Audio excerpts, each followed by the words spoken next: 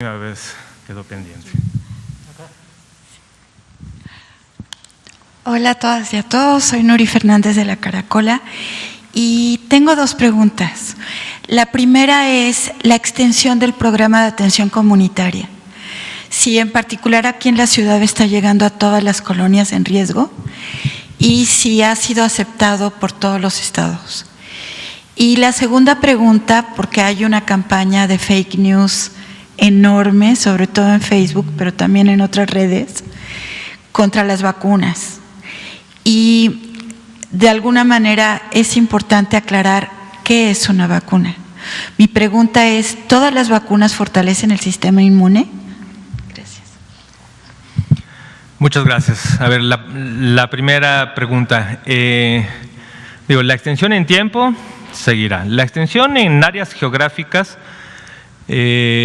sí se está haciendo en áreas prioritarias, ¿no? Es muy difícil extender el 100% de un territorio. Entonces, específicamente en la Ciudad de México se ha hecho un esfuerzo muy importante y por eso pues, cada día salen tantas colonias de alto riesgo.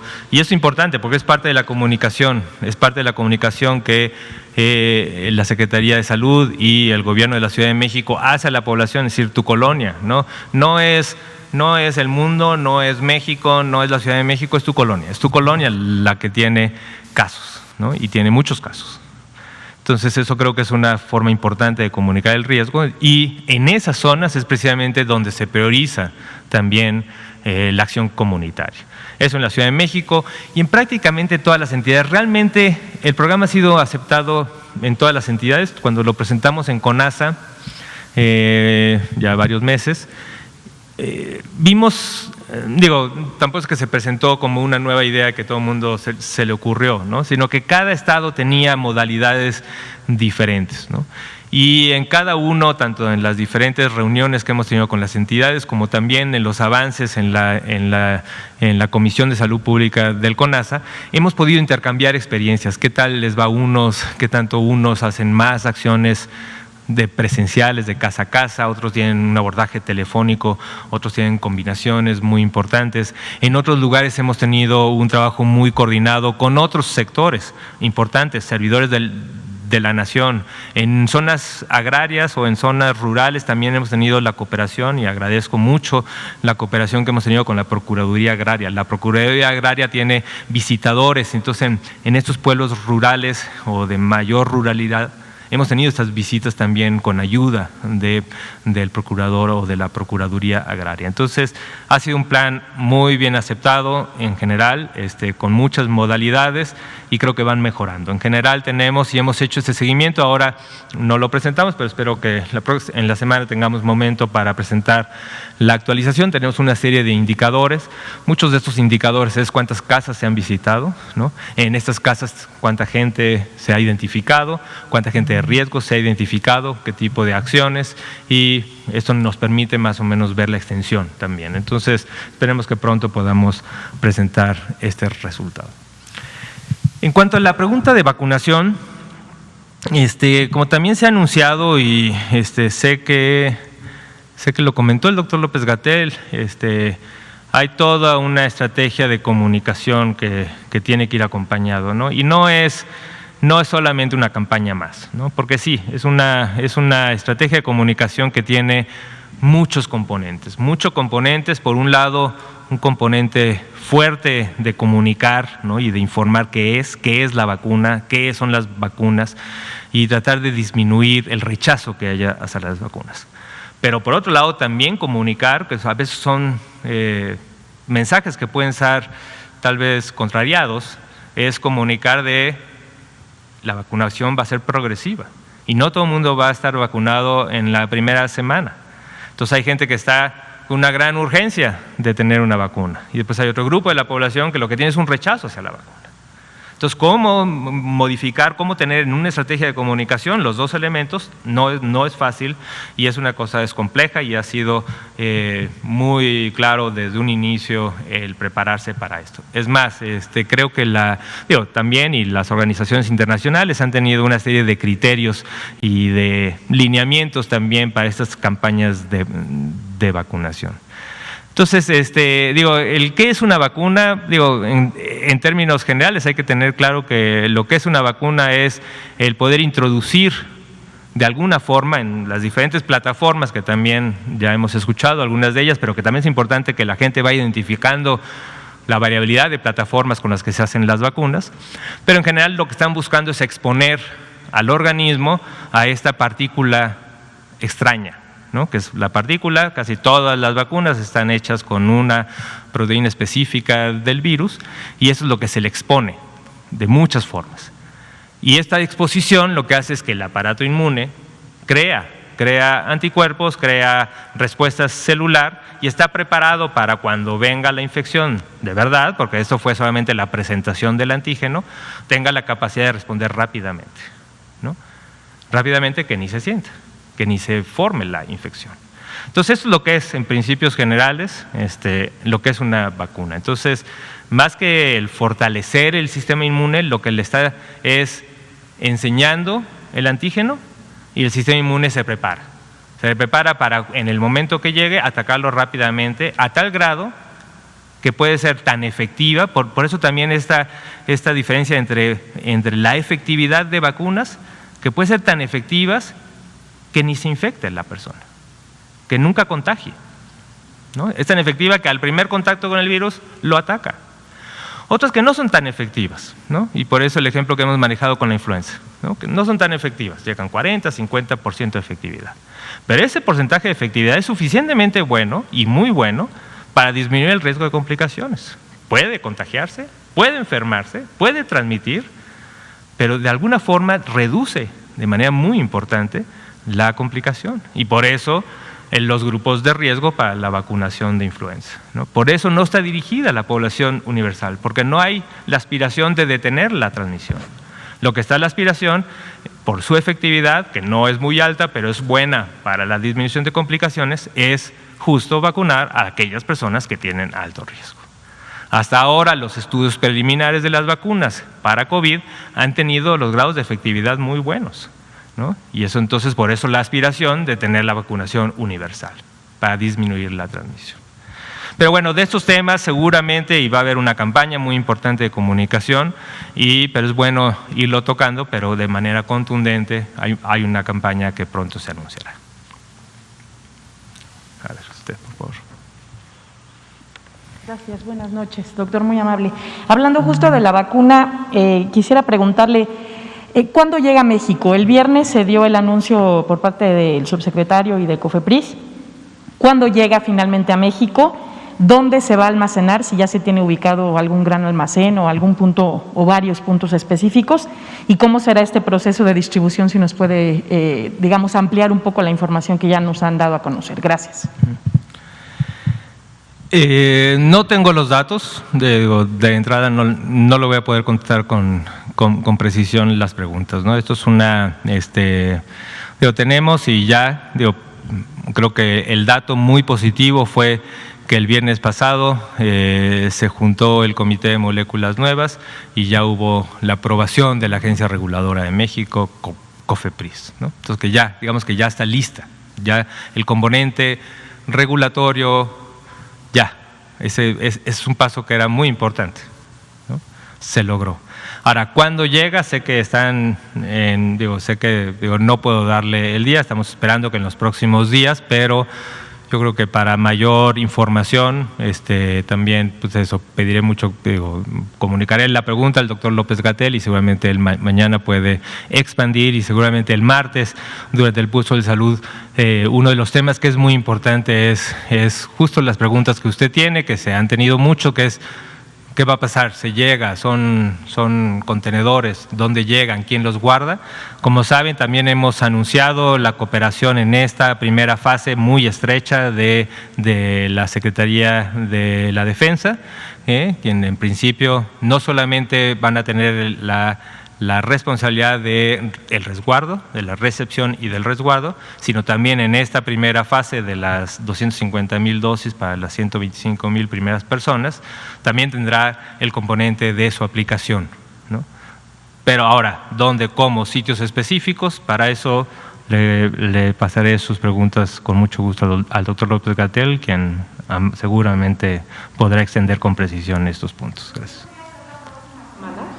Estamos en eso, no tenemos todavía la fecha exacta de arribo, estamos en eso. Sé que también, y desde aquí reconocer pues la cooperación. Acuérdense que también tenemos una gran cooperación entre varias agencias, no solamente la Secretaría de Salud, tenemos una cooperación muy estrecha y muy exitosa que ha tenido la Secretaría de Relaciones Exteriores con este asunto. Tenemos también un grupo operativo que está organizándose y tiene un plan operativo muy claro. Entonces, pues tenemos la aspiración de que sí sea en esta semana, pero no tenemos exactamente el día. Entonces, cuando tengamos el día, seguramente se los haremos saber. Gracias. Allá atrás, gracias. Gracias, buenas noches, doctor. Yo quiero preguntarle a qué le atribuyen el aumento en el número de días para pedir atención. Comentaba, o en la gráfica que mostraba, que pasaron de 3 a 5 días en pacientes hospitalizados. Y en estas 113,000 muertes de funciones que llevamos, ¿qué porcentaje acudió en un tiempo tardío, digamos, en 5 o 6 días? Justo quité la gráfica de los fallecimientos porque pensé que ya era mucha información, pero ahorita se lo digo. O sea, también desde el punto de vista de igual que presenté las gráficas de hospitalizados y ambulatorios, también tenemos los datos entre aquellos que fallecieron, y aquí se lo digo con precisión. Tenemos la diferencia en la última semana. En la semana 50, a nivel nacional, el promedio de aquellas personas que desgraciadamente, lamentablemente fallecieron fue de 5.1 días. De los que no fallecieron, aquí están combinados aquellos que se ingresaron como ambulatorios y que pues se hospitalizaron. Esto nada más está dividiendo aquellos grupos que fallecieron, aquellas personas que fallecieron y aquellos que no.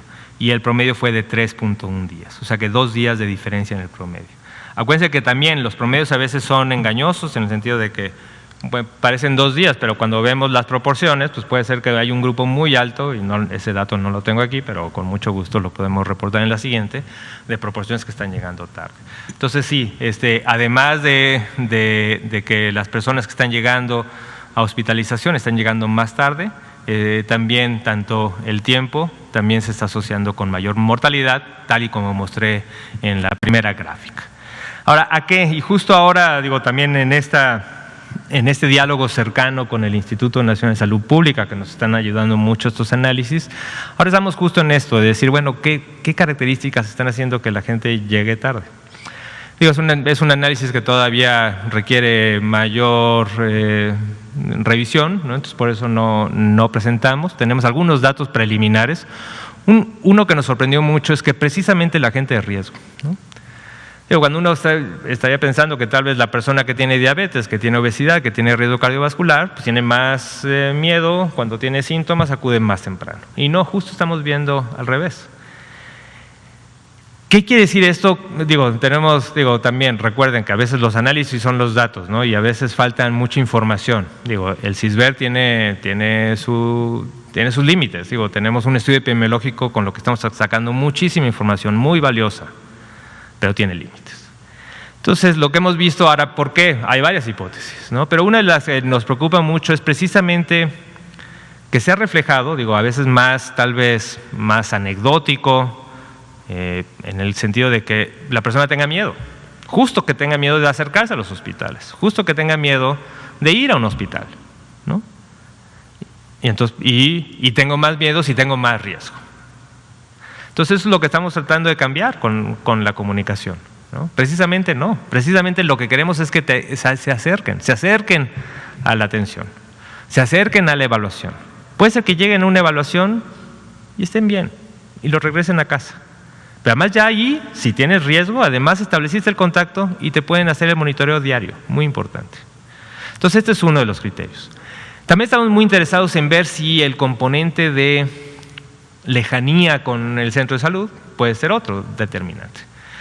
Ese es más complicado porque estamos viendo justo no todos los individuos en el CISBER tenemos registrado su domicilio, ¿no? Tenemos en una proporción muy importante, pero no en todos. Estamos georreferenciando estos domicilios, estamos viendo la cercanía con los diferentes centros de salud, hospitales.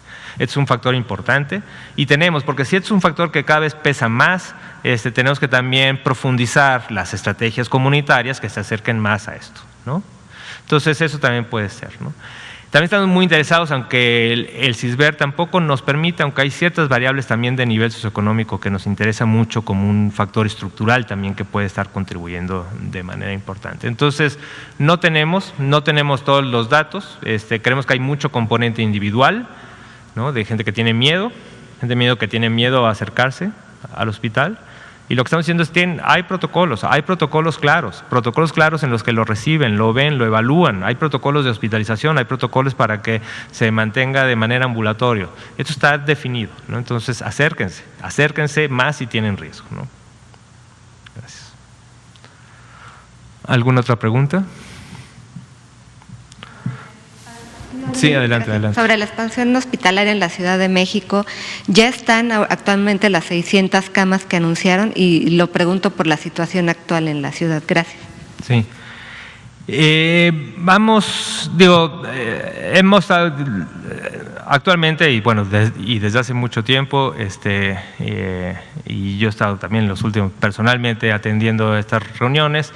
La doctora Sheinbaum se reúne todos los días y si es necesario también en la mañana y en la tarde justo para ver esto, el incremento de las camas. Entonces, estas 500 camas que se anunció y que también el presidente mencionó, digamos que estamos llegando a esas 500 camas nuevas, pero estamos identificando muchas. Ahora, ¿cómo se están incrementando? También es importante entender, ¿no? Una parte muy importante del incremento de camas tiene que venir acuérdense que en un primer proceso llamamos reconversión hospitalaria, que era no hagan intervenciones selectivas, ¿no? Porque si haces intervenciones selectivas, pues puede ser que sean 2 o 3 días y que se pueda ir el paciente.